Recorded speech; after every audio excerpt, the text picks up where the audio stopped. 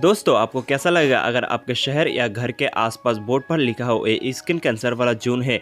पर आपको जानकर हैरानी होगी कि आज से लगभग 10 साल पहले ऑस्ट्रेलिया में स्किन कैंसर वाले ऐसे कई बोर्ड जगह जगह पर लगे होते थे, जो कि परिणाम थे ओजोन लेयर के में पाए जाने वाले होल की। जी हाँ, ओजोन के इस छेद के कारण बहुत सारे लोग स्किन कैंसर का शिकार हो रहे थे। आखिर क्या है इस ओजोन होल की पूरी कहानी और क्यों ये हमारे लिए इतना खतरनाक है? क्या आज भी ये होल मौजूद है? आज की इस वीडियो में हम ओजोन लेयर में पाए जाने वाले इस होल के बारे में बात करेंगे, तो वीडियो को बिना स्किप करे पूरा ज़रूर देखें। तो सबसे पहले हम ओजोन लेयर के बारे में जान लेते हैं। ओजोन एक गैस है, इसका केमिकल फार्मूला O3 है। दूसरी तरफ ऑक्सीजन का केमिकल फार्मूला O2 होता है। ओजोन का एक मॉलिक्यूल 3 ऑक्सीजन के एटम से बनता है।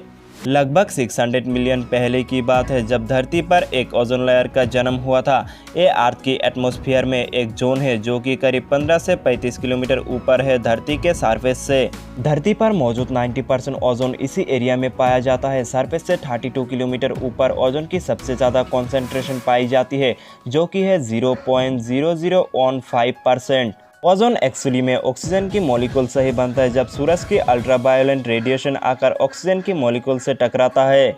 1913 में फ्रांस के फिजिसिस्ट कार्लेस फेब्री और हेनरी बोसन ने पहली बार ओजोन लेयर की खोज की थी, जो कि सूरज के हार्मफुल यूवी रेस को पृथ्वी पर आने से रोकती है। जो ओजोन लेयर की ऊपरी सतह पर होती है उसे अच्छी ओजोन कहा जाता है, जो इंसान और बाकी जीवों के लिए अच्छी होती है। और ओजोन गैस बहुत जल्दी किसी भी गैस के साथ रिएक्शन कर देती है, इसलिए जब कार, इंडस्ट्री और केमिकल प्लांट इनमें से निकलने वाला पॉल्यूशन सनलाइट के प्रेजेंट में ओजोन के साथ केमिकल रिएक्शन करती है, तो पृथ्वी के ओजोन लेयर में एक हार्मफुल ओजोन की लेयर बन जाती है, जो कि इंसान और बाकी जीवों के लिए हार्मफुल होती है। इसीलिए इसे बुरी ओजोन लेयर भी कहा जाता है। ऐसे आपको बता दें कि ओजोन लेयर के कारण से ही धरती पर लाइफ पॉसिबल है, क्योंकि पृथ्वी पर पाया जाने वाला कोई भी जीव सूरज से डायरेक्ट आने वाला किरण को बर्दाश्त नहीं कर सकता, और ये ओजोन लेयर हमारी स्किन को सनरेज से प्रोटेक्शन देती है। अब बात आती है ओजोन लेयर में छेद या होल कैसे बना और इसके बारे में कैसे पता चला।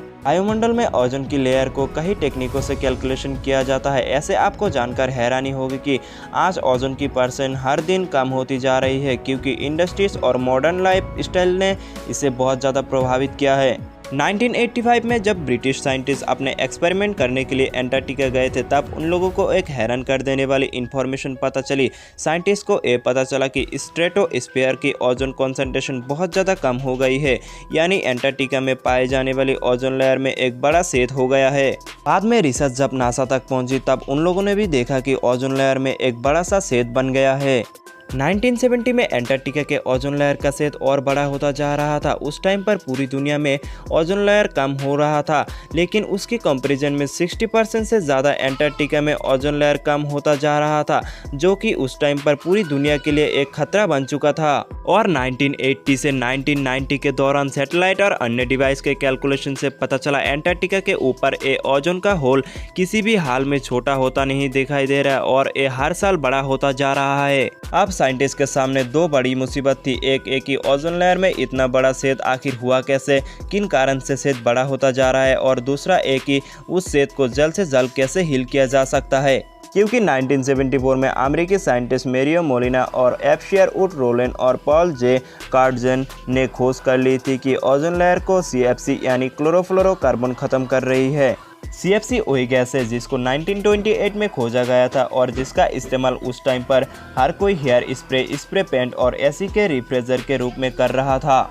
तब साइंटिस्ट ने पता लगाया कि अगर ओजोन लेयर को बचाना है तो CFC का यूज़ पूरी तरह से बंद करना होगा, और उन्होंने ये नोट किया कि CFC से निकलने वाली क्लोरीन ओजोन को डिस्ट्रॉय कर सकती है। इसके बाद फिर ओजोन लेयर के लगातार डिक्रीज होने के कारण 1987 में ओजोन लेयर को डिस्ट्रॉय करने वाले मैटर पर मॉन्ट्रियल प्रोटोकॉल के तहत बैन लगाने के लिए दुनिया की सारी कंट्री एक साथ आई, जिसका एक ही मकसद था कि जितना ज़्यादा हो सके CFC और ऐसी अन्य गैस जिसके यूज़ से ओजोन लेयर डिस्ट्रॉय हो रही है उनका कम से कम यूज़ किया जाए।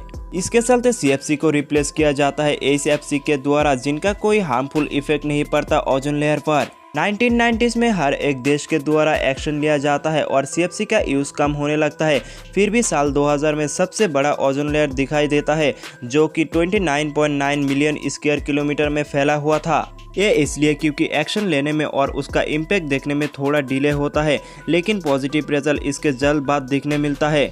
1980s में पूरी दुनिया में 800,000 मेट्रिक टन CFC का इस्तेमाल हुआ था। 2014 में CFC का इस्तेमाल कम होकर 156 मेट्रिक टन में आ जाती है और CFC का इस्तेमाल कम होने के कारण ओजोन होल छोटा होता जा रहा है।